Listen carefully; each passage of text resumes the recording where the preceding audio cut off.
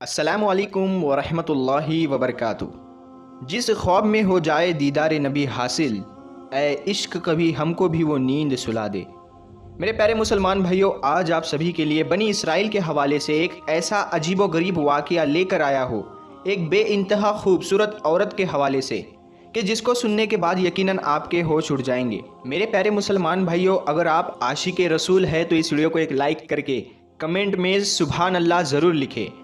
میرے پیارے مسلمان بھائیوں، ہم سبھی جانتے ہیں کہ 3 ایسی چیزیں ہیں جو کہ اللہ کی نعمت ہے، لیکن اگر وہ ضرورت سے زیادہ کسی کو مل جائے تو اکثر جو لوگ ہوتے ہیں وہ گمراہ ہو جاتے ہیں۔ یعنی کہنے کا مطلب یہ ہے، چاہے وہ علم ہو یا پھر دولت ہو یا پھر خوبصورتی، یہ تینوں ہی ایسی چیزیں ہیں جو اکثر ضرورت سے زیادہ مل جائے تو نقصان دہ ہوتی ہے۔ اور آج کا جو واقعہ ہے وہ کچھ اسی حوالے سے ہے۔ کہنے کا مطلب یہ ہے کہ روایت میں آتا ہے کہ بنی اسرائیل کے قوم میں ایک بہت ہی خوبصورت عورت تھی، کہ جس کی خوبصورتی کی مثال ہم اس طریقے سے دے سکتے ہیں کہ جو اس کو دیکھتا وہ یقیناً دیکھتا رہ جاتا، یہاں تک کہ اس کی خوبصورتی کی وجہ سے نہ جانے کتنے فتنے پنپ چکے تھے۔ کہنے کا مطلب یہ ہے کہ ہم سبھی جانتے ہیں حابیل اور قابیل کے حوالے سے کہ کس طریقے سے خوبصورتی کی وجہ سے آپس میں جھگڑا ہوا، اور پھر آپس کے جھگڑوں میں جو ہوا اس کے بارے میں تو یقیناً قرآن پاک کے اندر بھی اللہ تعالیٰ نے ارشاد فرمایا ہے۔ تو میرے پیارے مسلمان بھائیوں، آپ سبھی کو بتا دوں، ہم سبھی یہ بات جانتے ہیں کہ جب کسی کو ضرورت سے زیادہ حسن مل جاتا ہے تو یقیناً وہ جو ہوتا ہے وہ اپنی اوقات بھول جاتا ہے، اور یہاں تک کہ دنیا والوں کو اپنے سے کمتر سمجھنے لگتا ہے، اپنے سے نیچے سمجھنے لگتا ہے، اور اس کے جو پیر ہوتے ہیں وہ زمین پر نہیں ٹکتے۔ تو میرے پیارے مسلمان بھائیوں، یہ جو عورت تھی وہ کچھ اس طریقے سے تھی، یعنی اس کو اپنے حسن کے اوپر بڑا ہی ناز تھا، جو اس کو دیکھتا وہ یقیناً دیکھتا رہ جاتا۔ اس کے حسن کی وجہ سے نہ جانے کتنے فتنے برپا ہو چکے تھے۔ میرے پیارے مسلمان بھائیوں، یہ بات ضروری نہیں کہ ہر حسن والا یقیناً فریب کرتا ہو، ہر حسن والے سے فتنہ برپا ہوتا ہو۔ میرے پیارے دوستو، اگر بات آئی ہے حسن کی تو یقیناً سرور کائنات حضرت محمد مصطفیٰ صلی اللہ تعالی علیہ وسلم کے حسن کی بات کیوں نہ کرے۔ ان جیسا تو کوئی بھی نہیں، زمین و آسمان میں کوئی مثال نہیں ملتی۔ یہ ہے ہمارے پیارے آقا کا حسن، یہاں تک کہ پیارے آقا حضرت محمد مصطفیٰ صلی اللہ تعالی علیہ وسلم کے حسن مبارک کو اللہ تعالیٰ نے 70 پردوں کے اندر رکھا ہے، لیکن باوجود اس کے جو آپ کا حسن دیکھتا وہ یقیناً دیکھتا رہ جاتا، اور ساری کائنات کے اندر آپ کے حسن مبارک کی کوئی مثال نہیں لا سکتا ہے۔ اور میرے پیارے مسلمان بھائیوں، میں آپ کو بتاتا چلوں، پیارے آقا سرور کائنات حضرت محمد مصطفیٰ صلی اللہ تعالی علیہ وسلم کا یہ معجزہ تھا۔ یہ آپ کو دیکھ کر، یعنی آپ کے حسن مبارک کو دیکھ کر، آپ کی خوبصورتی کو دیکھ کر، آپ کے جلووں کو دیکھ کر اور آپ کے نور کو دیکھ کر، چاہے کوئی بھی ہو لیکن وہ کبھی بھی نفسانی محبت کا شکار نہیں ہوا۔ اگر کسی محبت کا شکار ہوا تو وہ یقیناً روحانی محبت کا شکار ہوا، یعنی حقیقی محبت کا شکار ہوا۔ تو یہی ہے ہمارے پیارے آقا کا معجزہ، یہاں تک کہ آپ کے حسن مبارک کی وجہ سے کبھی کوئی فتنہ برپا نہیں ہوا، اور یہاں تک کہ فتنے جو ہوا کرتے تھے وہ آپ کے حسن کو دیکھ کر یقیناً ختم ہو جایا کرتے تھے۔ میں آپ سبھی کو بتاتا چلوں پیارے آقا کے حوالے سے، جو میں نے آپ کو بتایا ہے صرف اس وجہ سے بتایا ہے تاکہ آپ کو معلوم پڑ سکے کہ ہر حسن جو ہوتا ہے وہ یقیناً فتنہ برپا نہیں کرتا ہے۔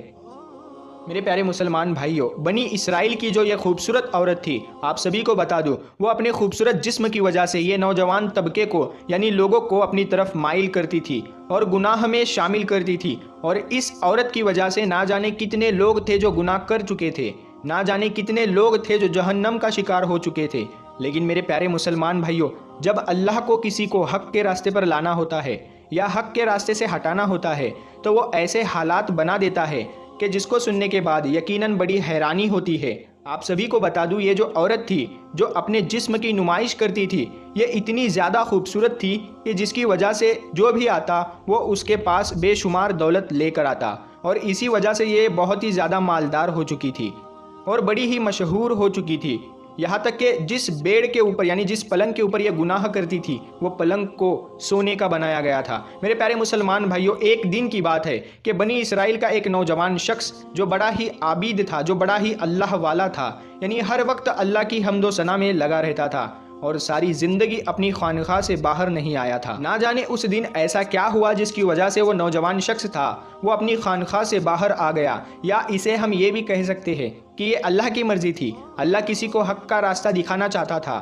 ان کے ذریعے، اسی وجہ سے وہ شاید اپنی خانقاہ سے باہر آئے تھے۔ میرے پیارے مسلمان بھائیوں، جیسے ہی وہ نوجوان شخص اپنے خانقاہ سے باہر آیا، اس کی جو نظر تھی وہ اسی عورت کے اوپر چلی گئی۔ اور ہم سبھی جانتے ہیں کہ بنی اسرائیل کے اندر جو یہ عورت تھی یہ بہت ہی زیادہ مشہور تھی، اور مشہور اس وجہ سے تھی کیونکہ وہ بہت ہی زیادہ خوبصورت تھی۔ اس کی خوبصورتی کی مثال میں نے آپ کو پہلے ہی بتا دی،